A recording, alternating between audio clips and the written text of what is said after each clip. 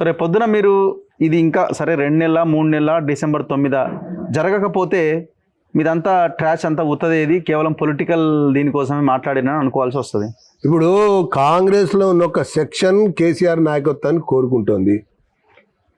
కాంగ్రెస్లో ఉన్న ఒక సెక్షన్ ఢిల్లీ కూడా అదే తర ఆలోచనలను నడుస్తున్నట్టుగా అర్థమవుతోంది. రెండో అంశం. మూడోది, ఎవరి స్థానాన్ని వారు కాపాడుకోవటం కొరకు కాంగ్రెస్లో ఎత్తులు పై ఎత్తులు వేయటం అనేది సహజం.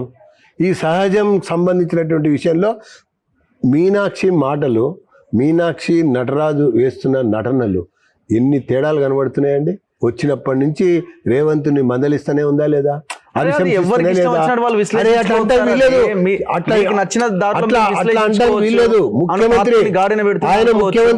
ఆయన ముఖ్యమంత్రిని బహిరంగ సభలో విమర్శించకూడదు, ఇంటర్నల్ గా కూర్చొని మాట్లాడుకోవచ్చు. ఇప్పుడు బీఆర్ఎస్ వాళ్ళు అంటున్నారండి, రేవంత్ రెడ్డి బీజేపీతో కలిసి పనిచేస్తున్నాడని బీఆర్ఎస్ వాళ్ళు అంటున్నారు, మాకు సోర్స్ ఉందని అంటున్నారు. మరి దాన్ని కూడా విశ్వసించాలా? ఇప్పుడు 100 సంఘటనలు కనబడుతున్నాయి కదా ఇక్కడ బీఆర్ఎస్ కాంగ్రెస్ది.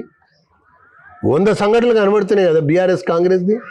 నేను చెప్పినవన్నీ ఇవే కదా. ఇప్పుడు ఒకవేళ జరుగుతుందా పక్కా? ఇది చూడండి, మీకే తెలుస్తుంది, మీరు చెప్పాలి, మీరు అడగండి. 100% నేను చెప్పాను, నేను ఈ స్థాయి వరకు వెళ్ళి చెప్పాను, డేట్లు చెప్పాను, అంతా ట్రాష్ అంటున్నారు. నేను డేట్లు చెప్పాను, అన్ని చెప్పాను. ట్రాష్ అని ఎవరు వీళ్ళు చెప్పడం కాదు, ట్రాష్ అని వేణుగోపాల్ చెప్పాలి, ట్రాష్ అని మీనాక్షి నటరాజన్ మీ బీజేపీ చెప్పాలి. మీరు మీ బీజేపీ అధ్యక్షుడితో మాట్లాడించండి, అదే బీజేపీ ఆఫీస్ లో. అట్లుండదు. ఎప్పుడైనా సరే విషయాన్ని ఎవరు వెల్లడి చేయాలో వాళ్ళు వెల్లడి చేస్తారు. ఇది తప్ప, ఇది కరెక్టా, అవునా కాదా, డీల్ జరిగినటువంటి నాయకులు నో డీల్ అని చెప్పి కేసీఆర్ చెప్పాలి. No question of joining with BRS అని చెప్పని కాంగ్రెస్ సంబంధించినటువంటి వేణుగోపాల్ చెప్పాలి. మీ పార్టీ అధిష్టానమో మీ పార్టీ నాయకత్వం మిమ్మల్ని ముందు పెట్టి మాట్లాడించింది. ఆ పార్టీ నాయకత్వం, ఆ పార్టీ అధిష్టానం దయాకర్ని ముందు. అరే కాదండి, దయాకర్ ఎక్కడ, దయాకర్ స్థాయి ఎక్కడ? నిన్న మొన్న ఎమ్మెల్సీ తెచ్చుకోగానే అయిపోయిందా అండి? నిన్న మొన్న ఎమ్మెల్సీ తెచ్చుకుంటే అయిపోయిందా? అసలు దయాకర్ పరిస్థితి ఏంది, స్థితి ఏంది? అరే ఆయన రోల్ ఎంత, ఆయన రూల్ ఎంత, ఆయన పాత్ర ఎంత అండి? లేదు, పిసిసి మహేష్ ఎందుకు మాట్లాడలేదు ఇదే మాట మీద? మాట్లాడచ్చు కదా, ఎందుకు మాట్లాడలే? రేవంత్ పిచ్చా పార్టీలో ఎందుకు హరీష్ రావు పేరు ప్రస్తావించాలి? గమనించాలి మీరు.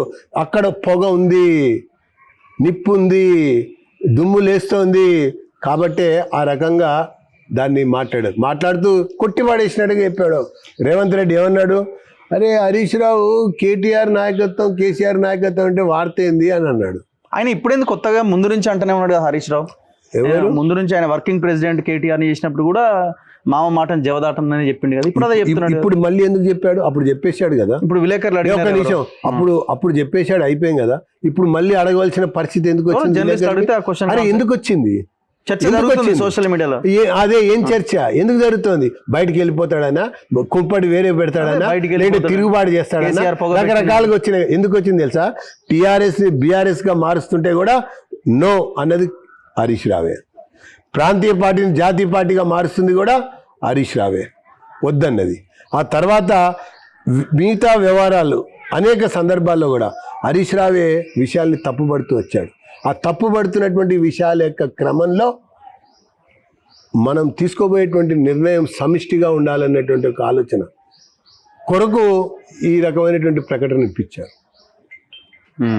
స్టోరీస్ కోసం నేను మాట్లాడలా, నేను స్టోరీస్ కోసం మాట్లాడలా, నేను సెన్సేషన్ కోసం మాట్లాడలా, నేను విలేకరులు వేసే క్వెరీస్ కోసం మాట్లాడలా. నేను మాట్లాడింది జరిగింది కాబట్టి, జరిగింది కాబట్టే మాట్లాడాను. చర్చలు జరిగినాయి కాబట్టి, ఒకసారి కాదు, 2 సార్లు కాదు, 3 సార్లు జరిగినాయి కాబట్టి నేను మాట్లాడాను. 3 సార్లు జరిగినాయి.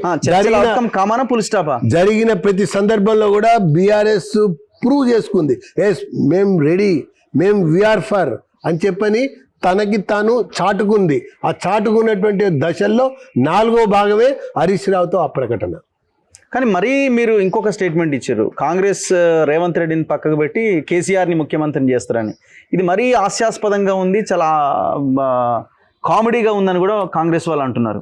సరే మిగతా ఏమో కానీ ఇదైతే మరీ దారుణంగా ఉంది. వాళ్ళు 4 స్తంభాలు ఆట ఆడుకుంటున్నారు. ఎవరి వాళ్ళు ఈ ముఖ్యమంత్రి పోతే నాకు వస్తుంది, ఆ ముఖ్యమంత్రి పోతే నీకు వస్తుంది అని వాళ్ళు 4 స్తంభాలు ఆట ఆడుతున్నారు. వీళ్ళేమో నలుగురు నడుమ బీఆర్ఎస్ నలిగిపోతుంది. ఈ నలుగుతున్న క్రమము 4 స్తంభాల ఆట నడుమ నాయకుడు ఎవరు అనేది తేల్చాలి. అది విలీనం తర్వాత తేలుతుంది. మీరు అన్నారు కదా విలీనం తర్వాత తేలుతుంది. ఆ తేలేటువంటి దాంట్లో వాళ్ళది ఒక కండిషన్, అది వాళ్ళది ఒక కండిషన్. ఆ కండిషన్కి అధిష్టానం ఈల్డ్ అయింది ఒకటి.